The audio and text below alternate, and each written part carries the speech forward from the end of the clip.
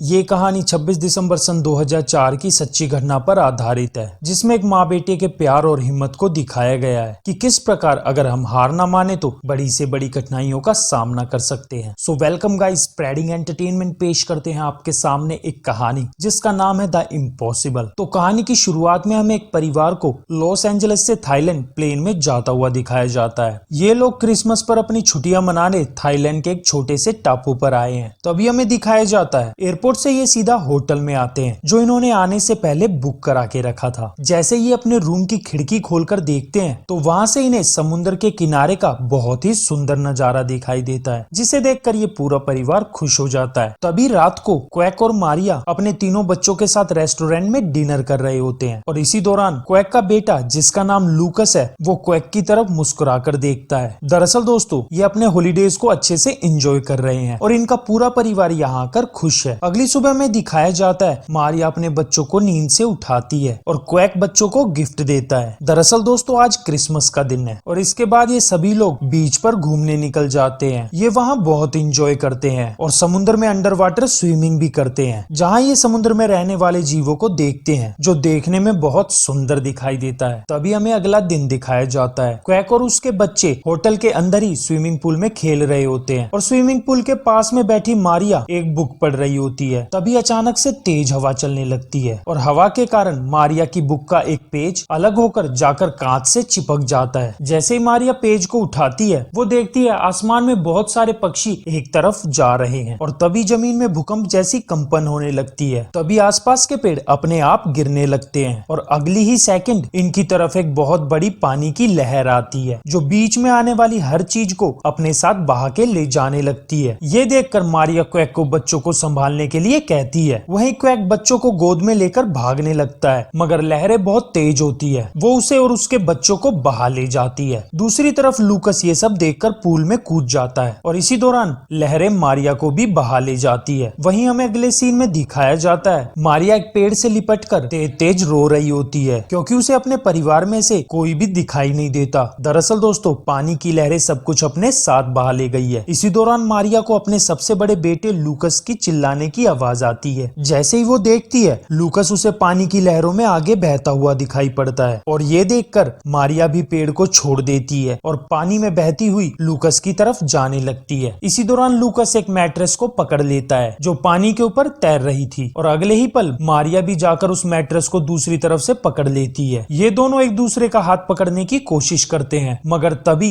Mattress एक खंबे से जा टकराती है और ये माँ बेटे फिर से अलग हो जाते हैं। तभी आगे से एक बड़ी लहर इनकी तरफ आती है जो अपने साथ मलबा और पेड़ों को बहाते हुए लाती है। वहीं ये मलबा आकर लूकस और मारिया से टकरा जाता है मगर कुछ ही देर बाद लूकस बचकर पानी के ऊपर आ जाता है। दरअसल दोस्तों वो इस लहर से भी बच जाता है और वो देखता है उसकी माँ उसे कहीं नजर नहीं आती और ये देखकर वो रोने लगता है मगर तभी उसे उसकी माँ की आवाज आती है और लूकस ये सुनकर अपनी माँ की तरफ बढ़ चलता है। वो सीधा जाकर अपनी माँ के सीने से लग जाता है। यहाँ में इन दोनों के चेहरे पर सुकून दिखाई देता है। तभी लूकस अपनी माँ को बोलता है कि मुझे अब छोड़कर कभी मत जाना माँ। इसके बाद पानी में बहते हुए ये एक तैर रहे पेड़ को पकड़ लेते हैं और कुछ ही घंटे वहाँ इंतजार करने पर पानी का स्तर कम हो जाता है। ये झाड़ियों में से आगे की तरफ चल पड़ते हैं। दरअसल दोस्तों ना तो इन्हें ये मालूम है कि ये कहाँ पर है और ना ही ये मालूम है कि कहाँ जाना है। तभी अपनी माँ के पीछे चल रहे लूकस की नजर अपनी माँ के पैर पर पड़ती है। वो देखता है मलबा लगने की वजह से उसकी माँ की टांग में एक बड़ा सा घाव हो गया है और उसके पैर का मांस लटक रहा है। कुछ ही दूर झाड़ियों में आगे चलने पर उनके सामने एक खाली मैदान आता है जहाँ चारों तरफ मलबा ही मलबा है। दरअसल दोस्तों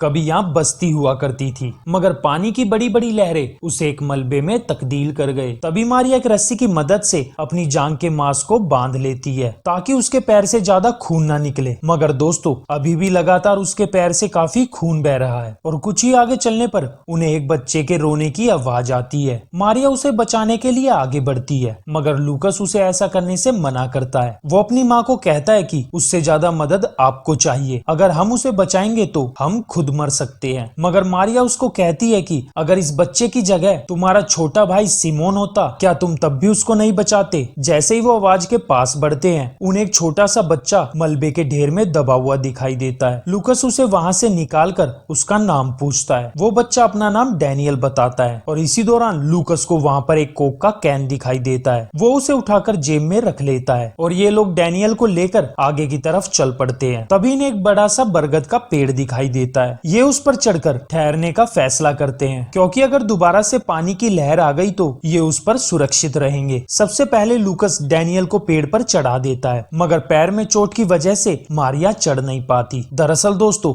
उसके पैर से अभी भी लगातार खून बह रहा है। तभी लूकस नीचे जाकर अपनी माँ का पैर अपने कंधों पर रख लेता है और उसे ऊपर चढ़ने में मदद करता है और दर्द को सहते हुए मारिया ऊपर चढ़ जाती है। तभी ये तीनों मिल बांटकर कोक को पीने लगते हैं। इसी दौरान डैनियल मारिया के सर पर हाथ रखकर उसे सहलाकर हौसला देने लगता है और ये सब देखकर लूकस और मारिया खुश हो जाते हैं। तभी इन्हें कुछ लोग नीचे टहलते हुए दिखाई देते हैं। तभी लूकस उनसे बचाने की मदद मांगता है। वो इंसान मारिया को हाथ से पकड़कर खींचता हुआ ले जाने लगता है और मारिया दर्द से चीखने लगती है। इसके बाद हमें दिखाया जाता है वो उसे बस्ती में लाकर कपड़े पहनाकर गाड़ी से हॉस्पिटल ले आते हैं। तभी डॉक्टर मारिया को इंजेक्शन लगाता है और उसके घाव पे दवाई डालता है, जिससे मारिया दर्द से तड़पने लगती है। वहीं वो डॉक्टर से खुद को बचाने के लिए भीख मांगने लगती है। मारिया डॉक्टर को बोलती है, प्लीज मुझे बचा लीजिए, मेरे अलावा अब इस दुनिया में इस बच्चे का कोई नहीं है। इसके बाद मारिया को जनरल वार्ड में शिफ्ट किया जाता है, जहाँ वो लूकस से पूछती है मेरे पैर का रंग कैसा है। तभी लूकस अपनी माँ के पैर को देखकर लूकस उसे पैर का रंग सुर्ख बताता है। तभी मारिया उसे बताने लगती है अगर इसका रंग काला हो गया तो घबराने की बात है। इसी दौरान मारिया लूकस को हॉस्पिटल में दूसरों की मदद करने के लिए बोलती है। लूकस उससे पूछता है भला मैं कैसे लोगों की मदद कर सकता हूँ। तभी मारिया उसे बोलती है यहाँ पर हर इंसान को मदद की जरूरत है, तुम जाकर कुछ भी मदद कर सकते हो। तभी लूकस अपनी माँ को कहता है आप मुझे वादा करो आप यहाँ से कहीं नहीं जाओगी। और तभी मारिया अपने बेटे को वादा करती है। ये सुनकर लूकस लोगों की मदद करने निकल पड़ता है। तभी एक इंसान उसे पकड़ता है और उससे पूछता है क्या तुमने मेरे बेटे रोब को कहीं देखा है। वो लूकस को रोब की फोटो भी दिखाता है। तभी लूकस उसे बोलता है कि आप घबराइए नहीं, मैं आपके लड़के को ढूंढने में आपकी मदद करूंगा। वो पूरे हॉस्पिटल में रोब को ढूंढता रहता है। इसी दौरान लोग उसे अपने अपने परिवार वालों के भी नाम बता देते हैं जिन्हें वो खोजना चाहते हैं और लूकस इन सब के नाम पेज पर लिखकर इन सभी गुमशुदा लोगों को ढूंढने लगता है। काफी घंटों की मशक्कत के बाद लूकस को रोब मिलता है। वो उसे उसके डैड से मिलवा देता है और ये देखकर लूकस बहुत खुश होता है और ये बताने वो अपनी माँ के पास खुशी से भागा आता है। तभी लूकस देखता है उसकी माँ वहाँ नहीं होती और हॉस्पिटल स्टाफ उसी बेड पर किसी दूसरे पेशेंट को एडमिट कर रहे होते हैं। ये देखकर लूकस उन्हें ऐसा करने से मना करता है। वो उन्हें बोलता है कि ये मेरी मोम का बेड है। तभी एक नर्स लूकस के पास आती है और उसे एक टेंट में लेके जाती है जहाँ पर पहले से ही बहुत सारे बच्चे होते हैं जो सुनामी की वजह से अपने परिवार वालों से बिछड़ गए हैं। वहीं दूसरी तरफ हमें क्वेक को दिखाया जाता है जो अपने होटल के मलबे में अपनी पत्नी और बच्चों को खोज रहा होता है। तभी वो जख्मी खोज हार कर जाकर बेड पर लेट जाता है। इसी दौरान उसे छत पर थॉमस और सिमोन दिखाई देते हैं जिन्हें देखकर उसकी खुशी का कोई ठिकाना नहीं होता।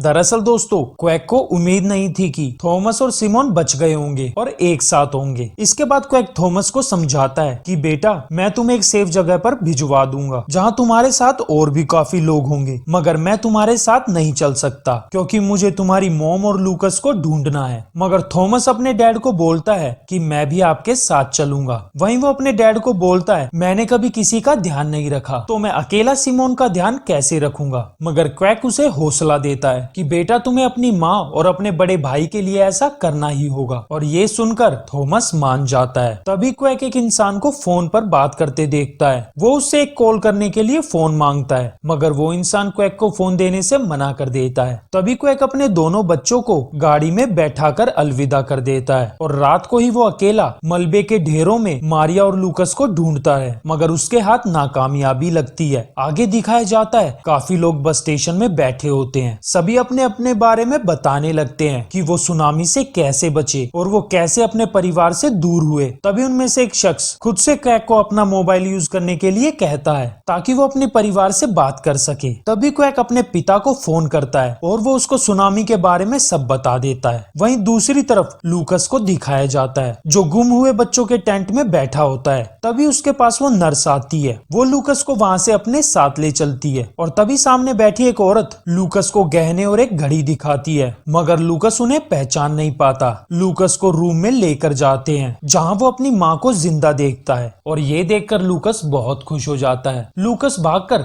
अपनी माँ के गले लग जाता है। इसी दौरान डॉक्टर लूकस को बोलते हैं, हमने इनके पैर की सर्जरी की है, मगर खून ज्यादा बह जाने के कारण ये बहुत कमजोर है। कल हम दोबारा से इनकी दूसरी सर्जरी करेंगे। तभी लूकस डॉक्टर से पूछता है, ये ठीक तो हो जाएंगी ना? मगर डॉक्टर उसकी इस बात का कोई जवाब नहीं देते। वहीं अगले दिन क्वैक लाशों के ढेर में चेक कर रहा होता है, कहीं लूकस और मारिया तो नहीं है। और उसके बाद वो हॉस्पिटल में उन्हें ढूंढने आता है। वहीं हॉस्पिटल में लूकस अपनी माँ के पास बैठा होता है। तभी उसकी नजर डैनियल पर पड़ती है, जो लूकस को देखते ही खुश होकर वार्ड से बाहर भाग जाता है। जैसे ही लूकस उसे बाहर आकर देखता है तो डैनियल उसे एक इंसान के साथ खेलता हुआ दिखाई देता है। लूकस यहाँ समझ जाता है कि ये पक्का कोई इसके परिवार का सदस्य है और वो ये बात आकर अपनी माँ को बताता है। कुछ देर बाद मारिया को प्यास लग जाती है और वो लूकस को पानी लाने के लिए बोलती है। जैसे ही बाहर लूकस पानी की बोतलें उठाता है, इसी दौरान उसे उसके पिता दिखते हैं। वो भागता हुआ अपने पिता को हॉस्पिटल में ढूंढता रहता है, मगर उसको उसके पिता कहीं दिखाई नहीं देते। इसी दौरान थॉमस और सिमोन भी एक गाड़ी में हॉस्पिटल के बाहर आकर रुक जाते हैं। तभी सिमोन थॉमस को बताता है कि मुझे बहुत तेज सूसू आ रहा है।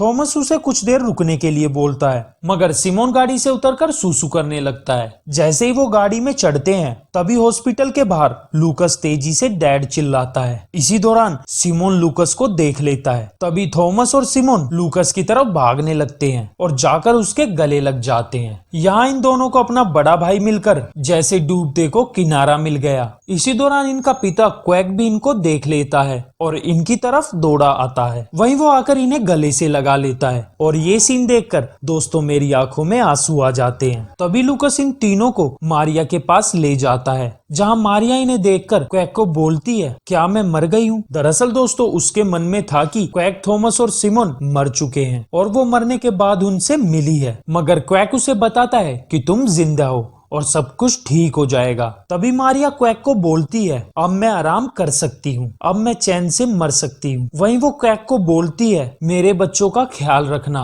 तभी डॉक्टर वार्ड रूम में आकर मारिया को सर्जरी के लिए ले जाते हैं और ये सब ऑपरेशन रूम के बाहर ही मारिया का इंतजार करते हैं। इसके बाद हमें रात दिखाई जाती है। क्वैक और उसके तीनों बच्चे वहीं बैठे होते हैं। तभी लूकस की आंख लग जाती है और जैसे ही वो उठता है, वो अपने पिता को ऑपरेशन रूम के गेट के बाहर खड़ा देखता है। तभी उसके पिता उसके पास आकर उसे बोलता है कि अब तुम्हारी माँ बिल्कुल ठीक है, हम घर जा रहे हैं। और अगली सुबह ये तीनों प्लेन से अपने घर की ओर रवाना हो जाते हैं। और गाइज यहीं हमें इस कहानी का अंत दिखाया जाता है। और आपको ये कहानी कैसी लगी कमेंट में जरूर बताइएगा, ताकि हमें आपके कमेंट पढ़कर मोटिवेशन मिलता रहे।